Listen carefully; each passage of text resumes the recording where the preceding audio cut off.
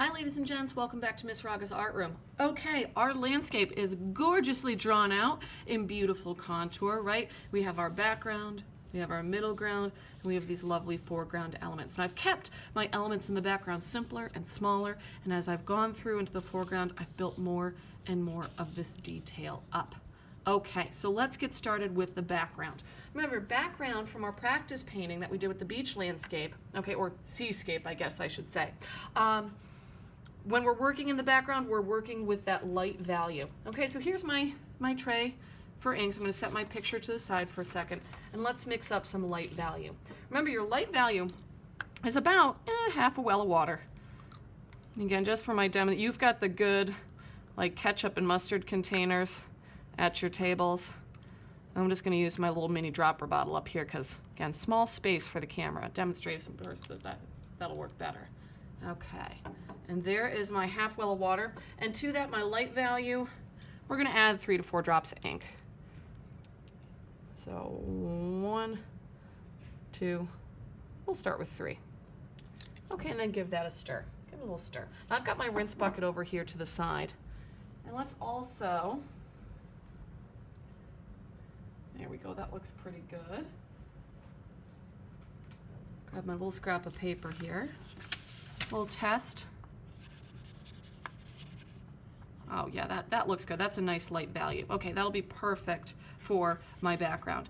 Now remember, it's kind of like cooking. If it's too dark, you add more water. If it's too light, yeah, just maybe another drop of ink. Don't overdo it. We want to keep that value light. Okay, so for the time being, I'm not going to worry about labeling because I just have light ink out. So I'm going to set my palette over to the side, off screen, so that I have max space to see my painting area here, and I'm working in my background with that light value. All right, so I'm going to start with my detail brush. I'm just going to start with some line work. Just kind of figure out the peaks of these mountains, edges of the clouds. Now don't worry so much about, like, in your photograph, if you're like, wait, in my photograph I think I've got some dark value in the background. You may, okay, but I don't want you to worry so much about the photograph. Remember, we're creating that illusion of atmospheric perspective. So even if you've got dark values in the background, I want you to do them as light. Okay, we're going to keep all of our light value in the background, and then we're going to start building that darker value into the foreground. All right, cool. Now I'm going to start doing a little bit of shading work, I think, on my mountains, and work my way up to the clouds. Now you, ladies and gentlemen, don't have to use any particular brush. The whole point of us doing that wonderful practice beach painting was to get a feel for mixing the inks and for the different brushes that you might like to use. Okay? Now, if you feel most comfortable with the round brush, awesome. You can paint this whole landscape painting just with the round brush. You like the flat brush, go with the flat brush. Heck, I've even had students do the whole painting with that detail brush because it's what they feel most comfortable with. Part of being an artist is discovering what works for yourself, trying out new materials, new techniques, right? And so on the practice painting, that beach scene, hopefully you learned a little bit of what felt comfortable to you, what worked, what didn't work. Okay. I'm going to add a little value to my mountains there. And just like with anything else, the more you do with your art, the more you practice it, just, you know, the better you get at it. So anytime we try something new, like with a new medium like this ink, it's a little scary at first. That's all right.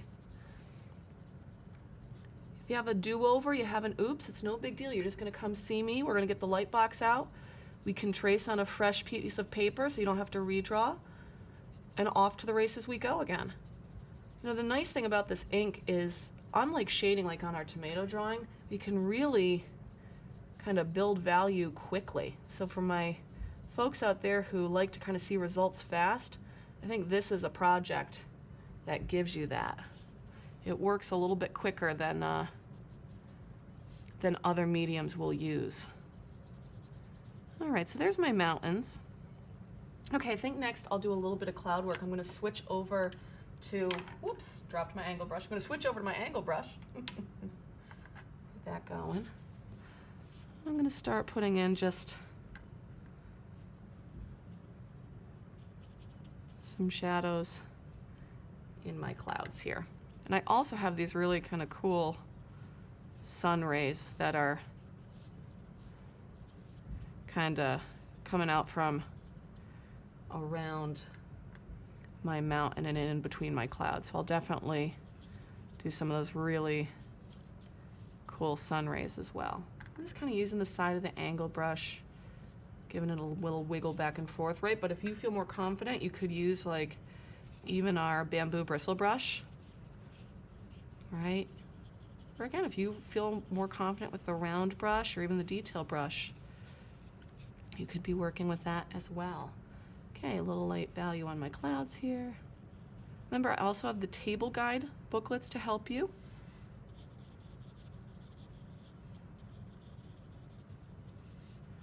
Okay, built up some value in my clouds. Oh, I got one cloud in the corner, I forgot.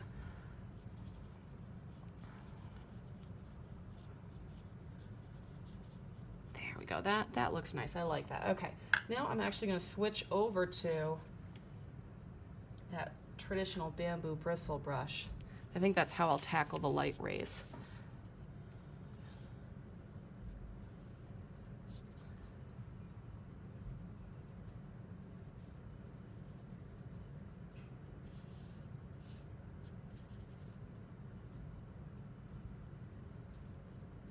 I have these.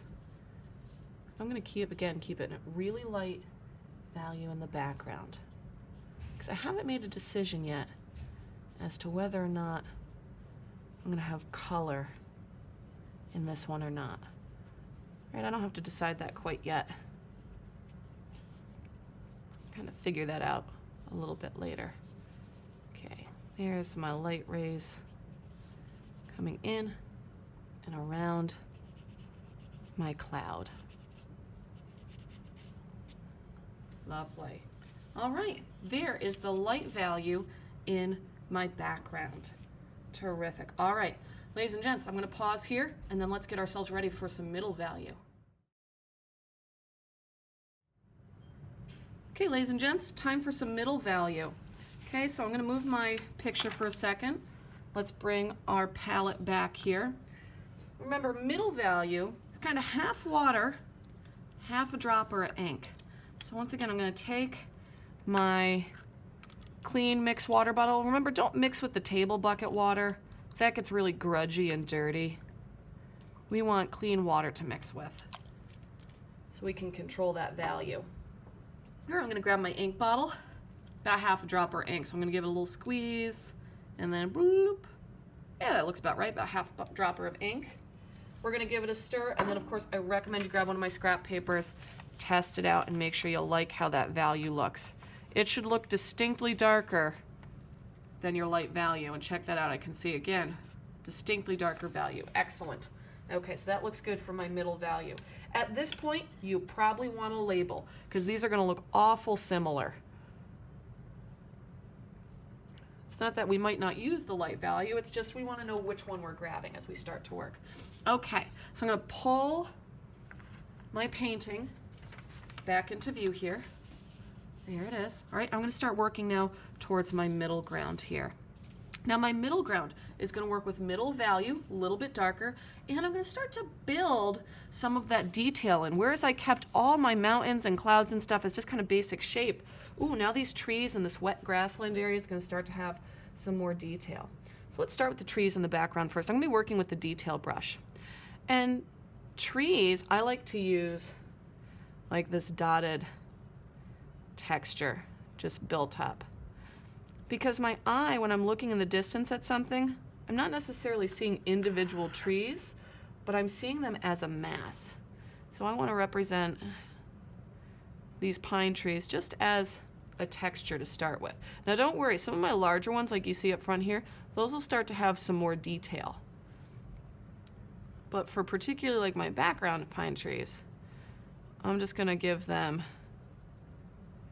kind of a little dotted texture.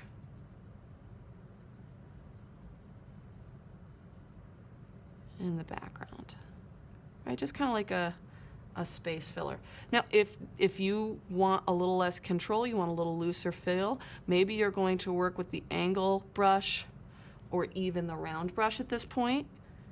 Now, this dotted texture too is, remember, look at the table guides I had for you. I've got how to do deciduous trees in there, pine trees. And you can see how that starts to build up and actually really look like pine trees in the distance. I love it.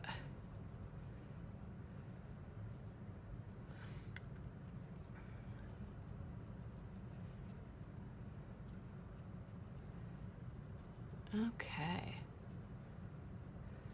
I'll build up some more of my little background guys here. Right, just working in that middle value. I like to too, so my hand doesn't get tired as I'm doing little tiny detail work like this.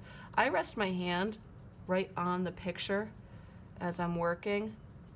Right, if I'm trying to dot like this, like that, my hand gets really tired really quickly. I also just don't have the steadiest of hand. So I find that working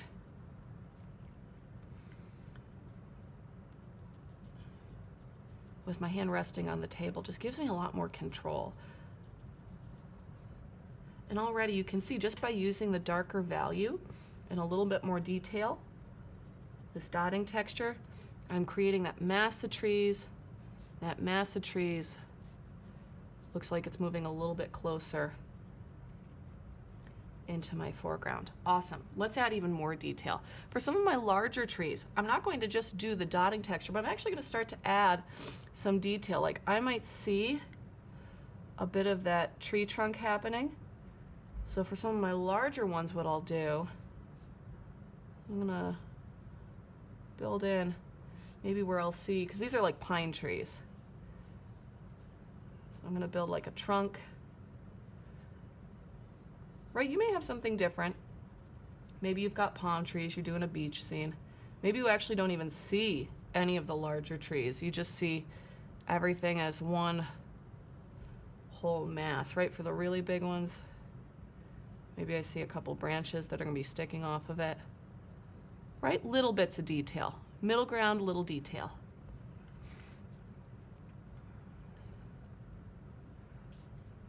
Okay, and a couple of you little guys on the end.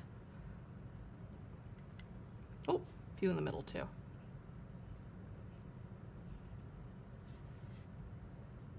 Okay, now to these, I'm gonna start building up more of those dots again.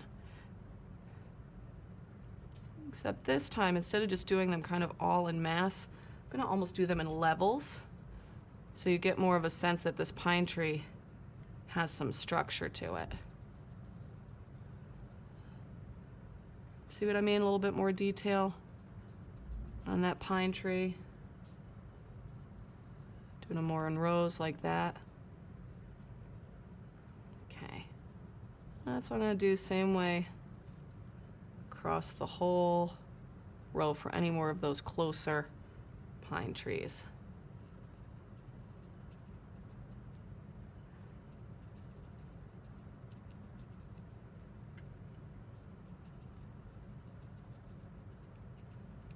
Really starting to build up that value, build up some of that detail.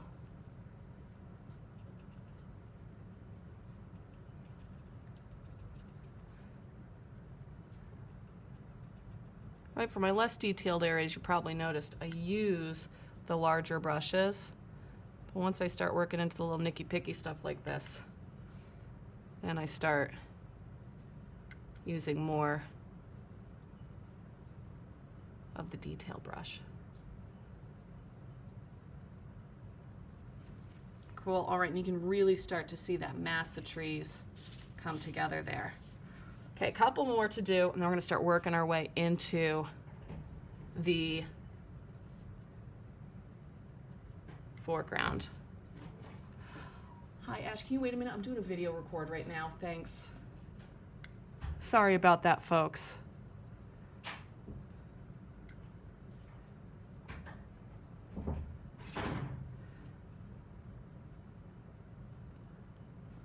Okay.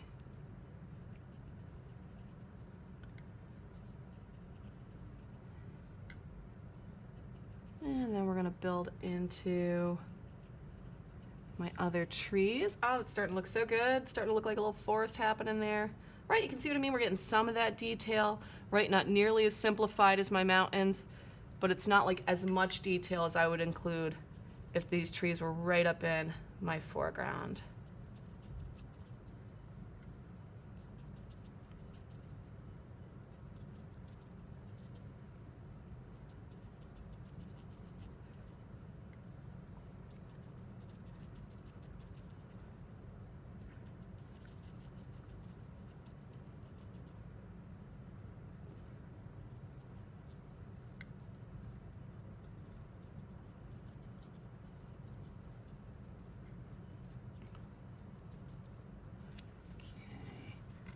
There we go. Oh, it's starting to come together. I love it.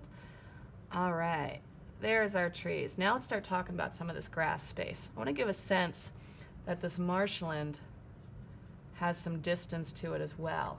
Okay, so really far away at the very edge, I think what I'll do for this grass is just add some real like tiny little dots in this middle value, right? Like I wouldn't even see like a lot of detail other than just little dottings. Like I want to hint that that grass goes, that marshy grass goes all the way up to the edge of the trees, but I don't want to give much more detail than just little hints. There we go. But as it starts to come closer to me, some of that grass is going to get a little bit more detailed, have some shadow lines to it, get a little bit taller. Right, so I'm going to start to give that grass a little bit more sense of space, getting a little bit bigger.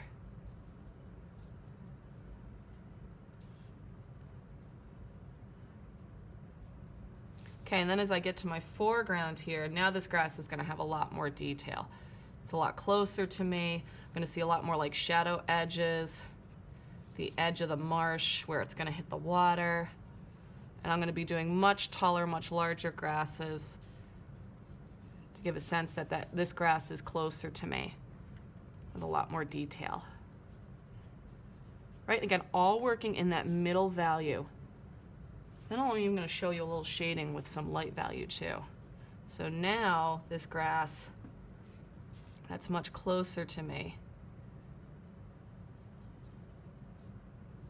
I'm going to make much taller, much more detail, much bigger in the front. Awesome.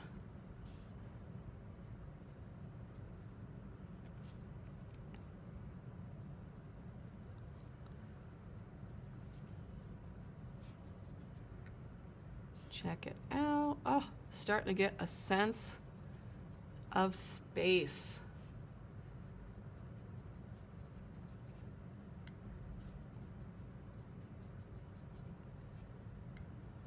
Okay, and even to this marsh as well, we'll add maybe a little bit of our light value shading.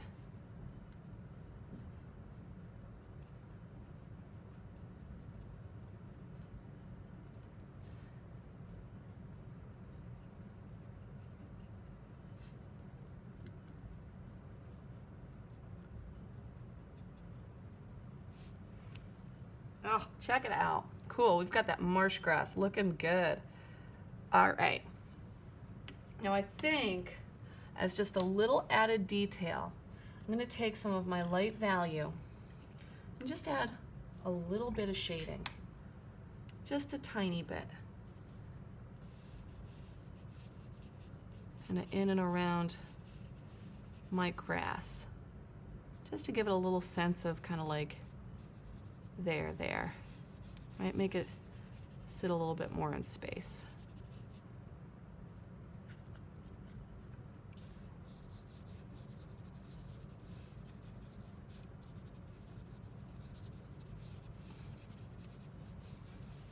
Awesome. Okay, terrific. Ladies and gents, there is the middle ground. Okay, I'm going to pause again here, and then we're going to move on to foreground. Okay, ladies and gents, here we are. We are to the foreground for our ink paintings, our Chinese-inspired landscapes. So remember, our foreground is our dark value. No need to mix ink. Here, let me just shuffle this to the side for a second. Right, we are going to take our dark value ink, just a dropper full of it should do. And remember, that's our pure ink, so that's going to be our darkest value. Okay, again, there's no mixing, but if you're feeling like you want to test it, you can see we've built that value forward. There's our darkest value ink. That's going to be appearing in our foreground. All right, so foreground, dark value ink, absolutely most detail. Okay, so believe it or not, I'm going to keep working with my detail brush. And I'm going to start putting in some of these water reflection lines coming forward. And I want to just show that I've got this cool glassy water. And I'm just going to put in some artistic reflection lines here. Now I'm working with the dark value because my water and my sunflowers here really are like my foreground elements. So if I broke it up, right, my mountains, that's the way back background. Right, my tree line, those pine trees, and my marshy grass, that's my middle ground. As I work my way forward, here is my water. I kind of see the most reflections in my photograph happening towards the shoreline, so I'm just kind of being artistic with it. You know what I mean? I'm doing these kind of soft, glassy, wavy water lines. And then starting to build these forward. And I really like working with the detail brush here. Just having some fun with it. Again, I haven't quite decided whether or not I'm going to add color to this one or not. Remember, color is going to be optional on this project. You do not have to add color. That's going to be completely up to you. And I'm going to add maybe just a few more. I love doing these like swishy, artistic, flowy water lines. They're so much fun. I love working with that line work with the brush. All right, I'm going to bring it right up into the edge of the paper. Okay, cool. There's my water built in. All right, time to do some work in the sunflowers. So now my sunflowers are closest to me. They're going to have the most detail. And this is where I'm going to see, you know, lots of line work, lots of detail in those sunflowers.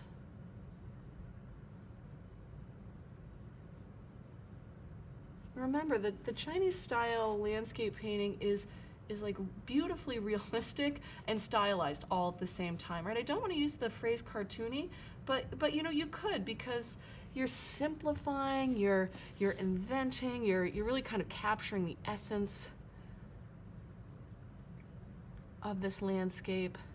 So feel free to be artistic with it. And not that it has to be exactly like what you see happening in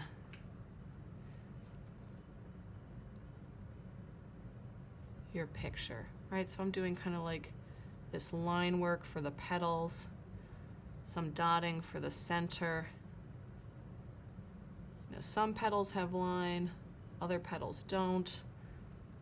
I'm getting all sorts of detail like the stalks and the leaves.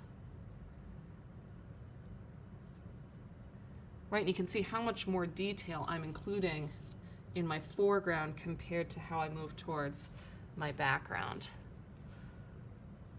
And again, all in the dark ink at this point.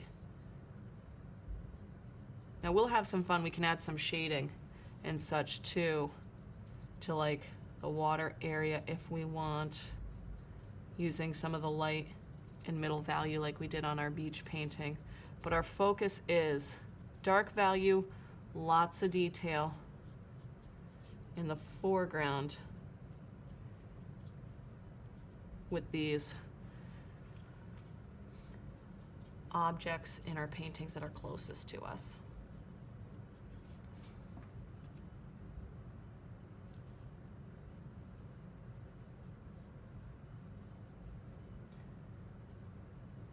So I'm really kind of focused on this dark line work first and detail, and then I'm going to move into other, you know, more painterly shading effects with it.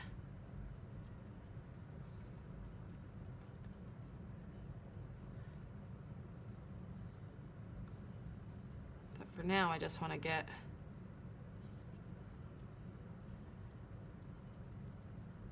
kind of my basic shapes in and what I'm seeing.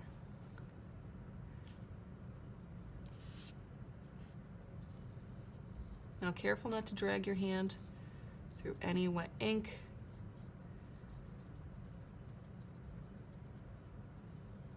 Right, it may take a minute or two to soak into the paper and really stain it.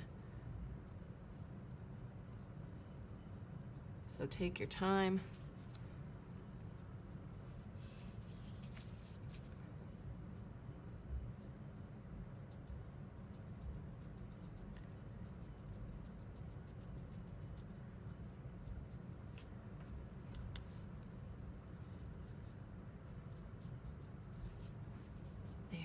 I'm really starting to get this cool mass of sunflowers built up. Again, notice how much more focused attention I'm putting towards detail.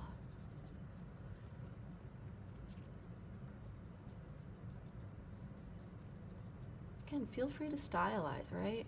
These I wouldn't say are terribly super realistic sunflowers, but they're certainly representational, right? I'm getting a good feeling for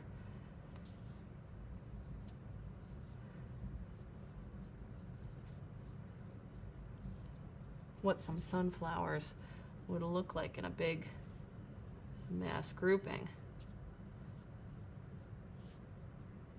Right, I can even just put in some random petals here to start to fill some more of that space.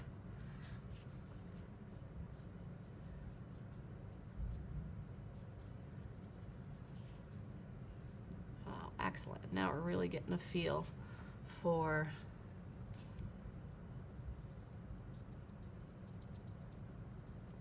these flowers being close to us.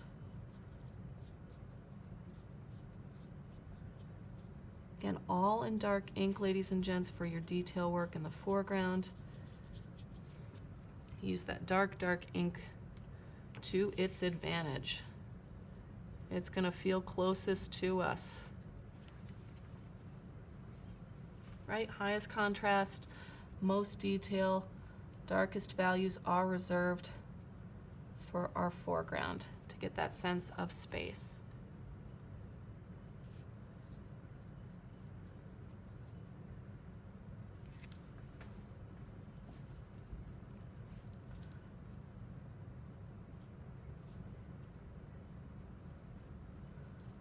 Okay.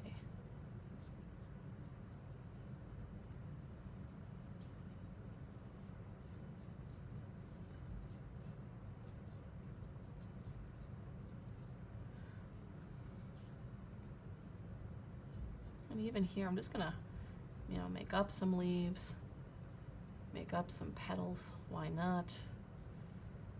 Right, have some petals here and there, so I just get a sense that there's this huge, beautiful mass of flowers.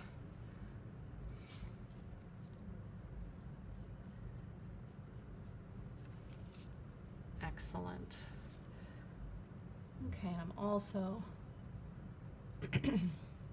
going to get some of this dotting in here. Okay, just a few more to finish up.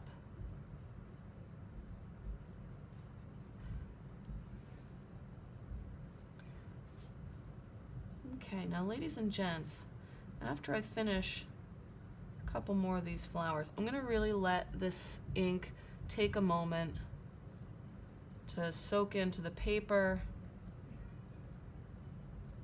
really stain it before I go back in and do any additional value work. 'Cause I don't want to smudge my really beautiful line work I just completed here. Let me finish up just one last little flower here, little petals and everything.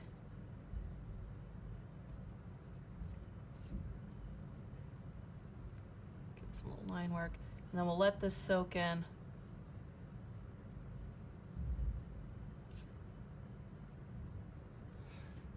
Okay, and we'll do a little more value work in the foreground after this has a chance to stain. All right, be back in a short few. All right, ladies and gents, so our foreground dark value line work is done. Now at this point, I've got that gorgeous sense of space, right? I could stop right here. I've got dark value, middle value, light value. I have that sense of atmospheric perspective as it fades away into the distance.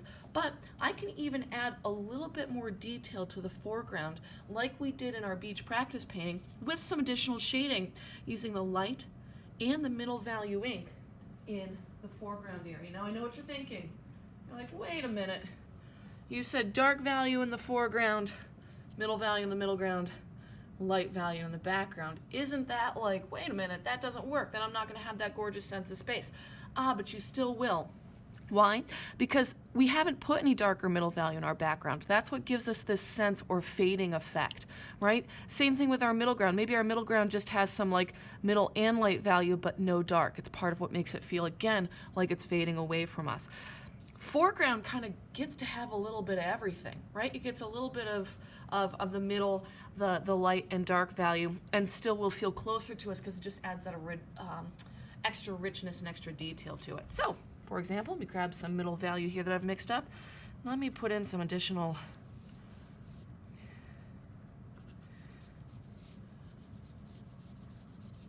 shading in the water. And see, you can still see my dark value below it. I'm going to add some more light in here as well, giving my water a little bit more attitude, if you will, giving it a little bit more, just something. And do you see how I can still see all of my dark value ink right through my middle value and my light value? It looks really dark at first, but then give it a minute to dry up and you'll still see it. Add some more of that light value as I come forward into. Now again, use that scrap paper and test out your values and make sure you like them. It's kind of like cooking, you know, if it's a little bit, if you're looking at it and you're going, ooh, that middle looks really dark, well then you got to add more water to it, right? If it looks too light, well then darken it up, add an extra little bit of ink, right? Same thing with your light value. If you look at it and you're like, oh boy, I don't know, some of this stuff seems really, you know, too dark still, right? More water. You just kind of work back and forth in between. All right, and a little bit more shading to my water behind the flowers here. I'm going to lighten it up a little bit behind the flowers so my flowers still look really bright. And then I'll even add, I think, some middle value to the center of my sunflowers, and then even some light value onto my petals. Okay, so let's take some of that middle value, put it over my sunflower centers. right? You'll still see that dark value through.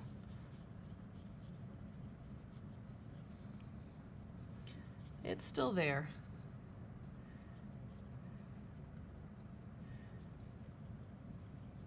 Right, if you've used those basic formulas for ink, it's still going to work out.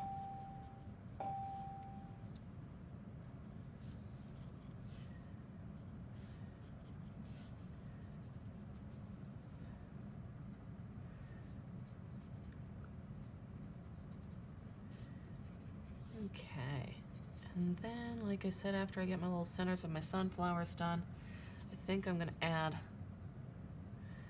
some more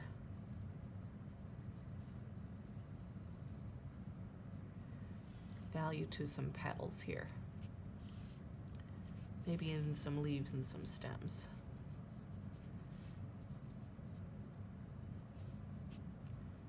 Let's see, did I miss any centers? Okay, looks pretty good. All right, I'm gonna add some middle value to some stems, some leaves. Let's add just a little extra light value to some of my petals here.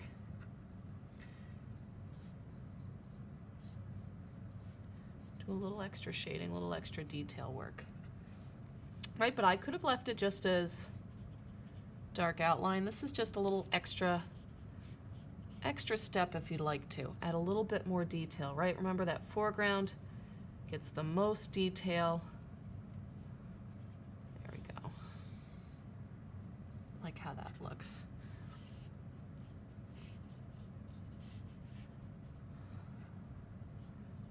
Right, terrific. There we go, ladies and gents. That's the foreground finished on our paintings.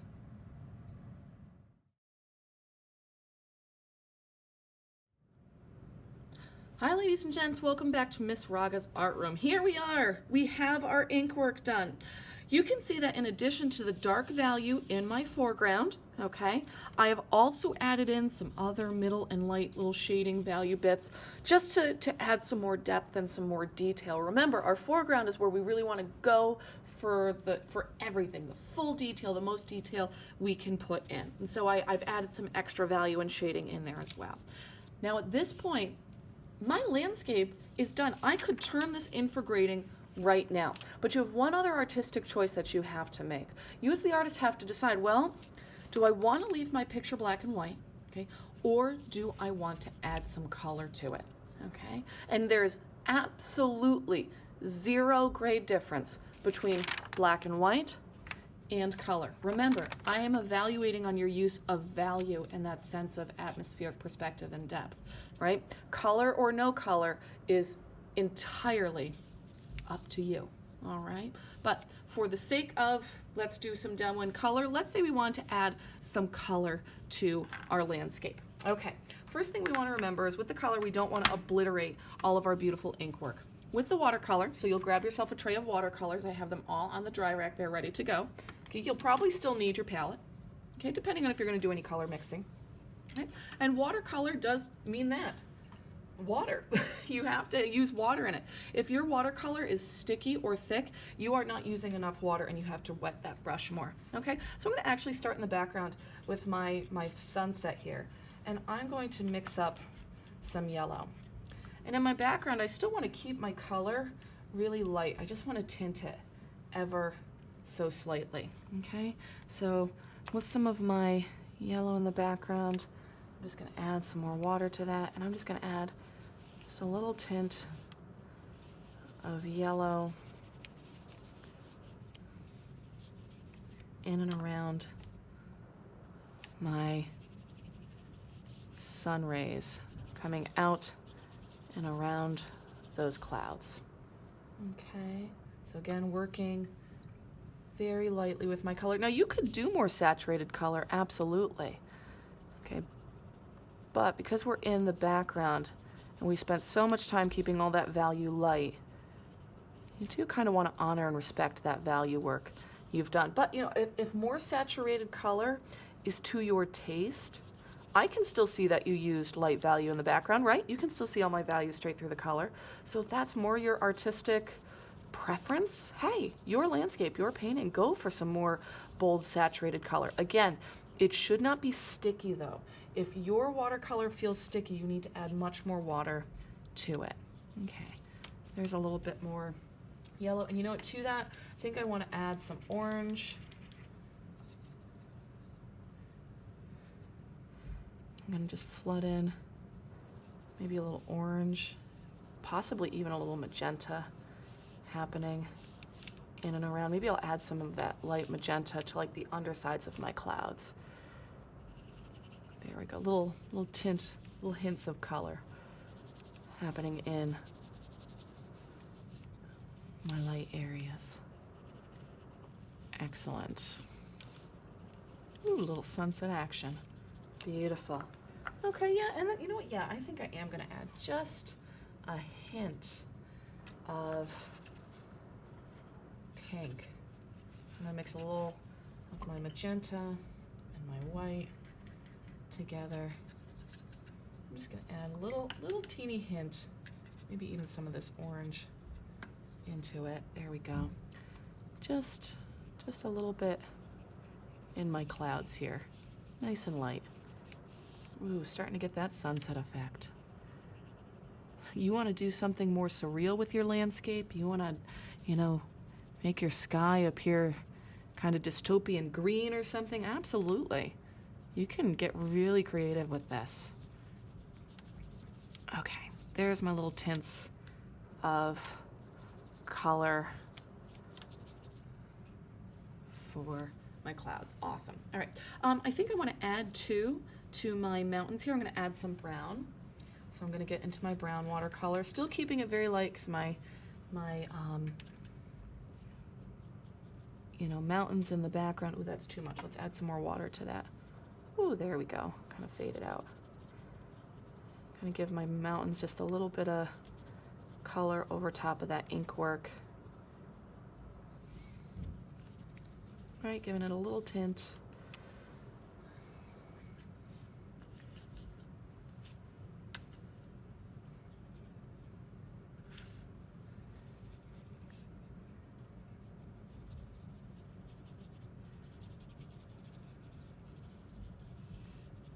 That looks really pretty.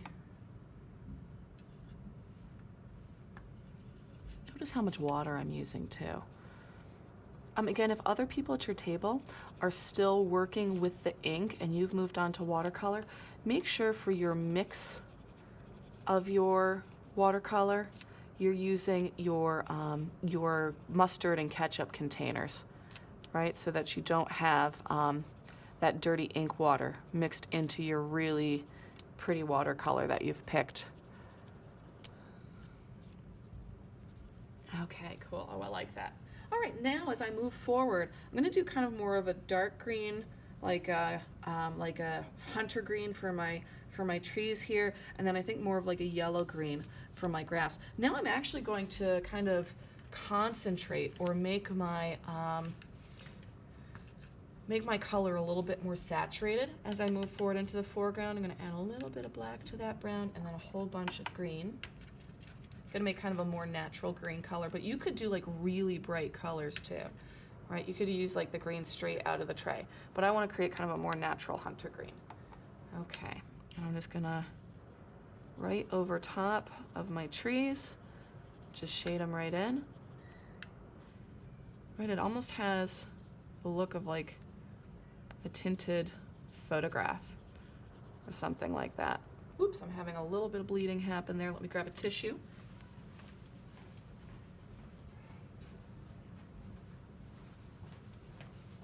Just blot that out. Careful working wet next to wet, right? We can have some little bleeds happen. If that does happen, just grab your rag, grab a tissue, and you should still be able to see all the ink work through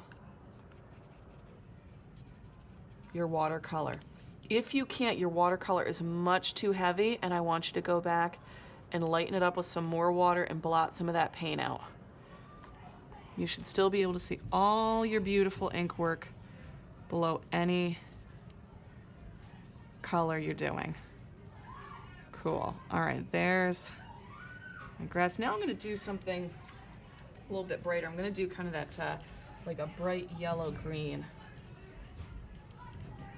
happening in my picture. I'm gonna do the paint more concentrated towards the front.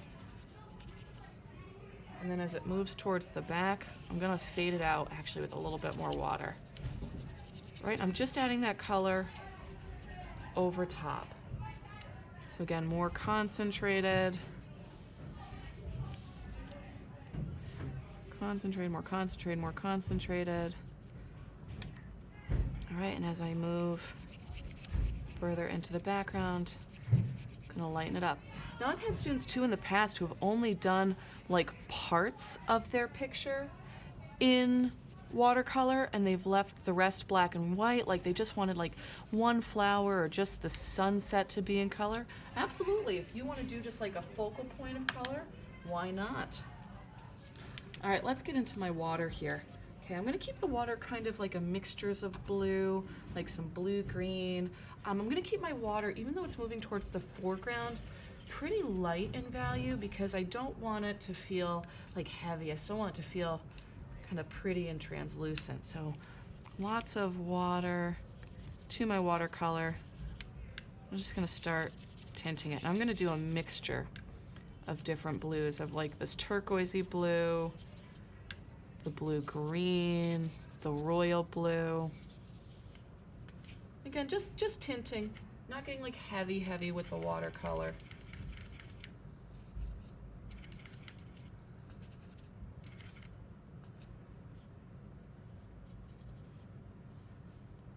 More water to that. There we go. Add some of this kind of blue-green, more at the shoreline. Have more of those reflections happening.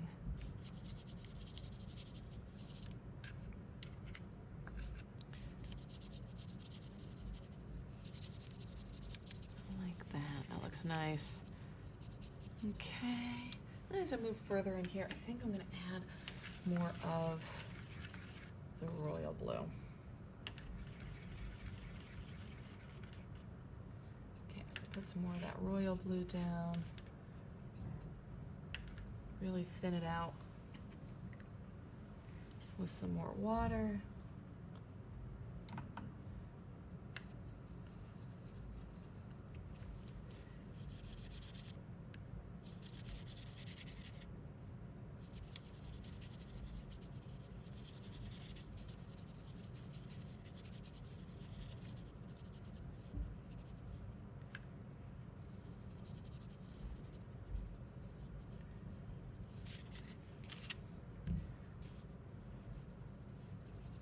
Getting up in between my flowers here.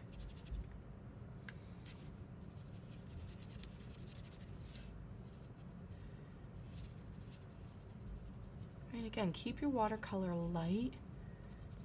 You want to still be able to see all that beautiful ink work you've done, right? The point is to enhance your ink work if you're adding color, not to just cover it up. Okay, yeah, I like how that looks. That feels like, you know, really pretty water reflections there. Okay, and then now to my foreground where I have a lot more detail happening. Now I'm gonna go for much more concentrated, right? I'm gonna add a little bit less water, a little bit more paint. Gonna do brown for the centers of these sunflowers here.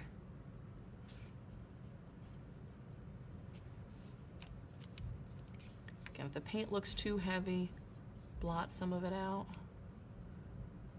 There we go. Little sunflower centers in. Oh, another little one there. Okay, and let's start adding some really pretty, you know, oranges and yellows to our sunflower. So I'm going to use a combination of kind of this yellow, orange, and bright yellow to my sunflowers. Again, as I work towards the foreground, I'm going to use a little bit more concentrated watercolor, but not so much that I can't see my ink work. All right, still want to be able to see that awesome ink work. And I'll have some areas in there too where it's, ooh, I missed a sunflower center, where it's that leafy green too. I'll make sure to get some of that in there.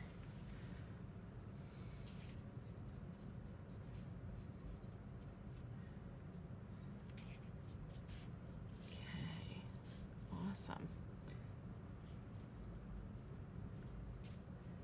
Again, it's not a required element. You don't have to use color. If you like your painting as black and white, that is your artistic choice.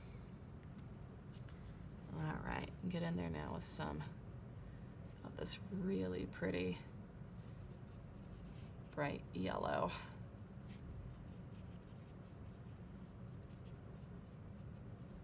Mixed in with the orange.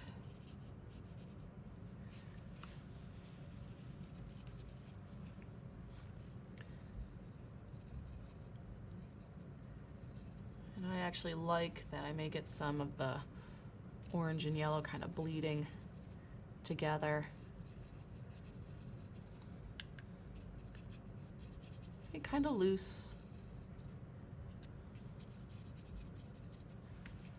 I'm not too precise with it. I'm really allowing my ink work below to really be the showcase.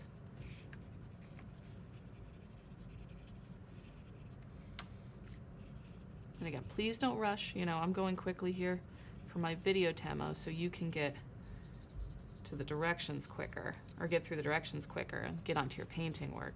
But really, really take your time.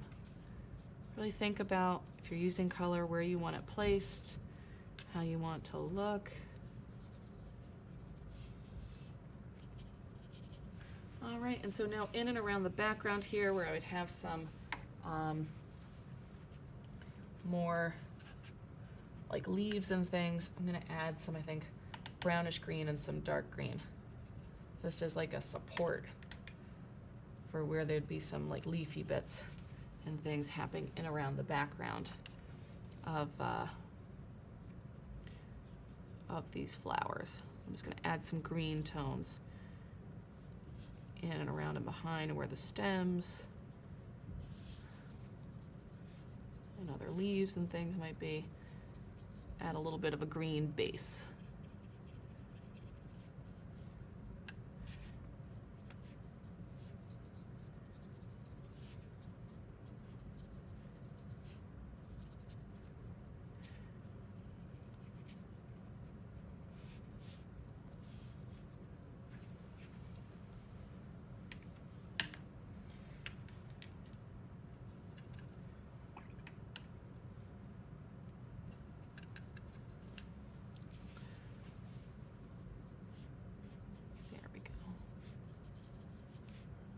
Okay, and there, ladies and gents,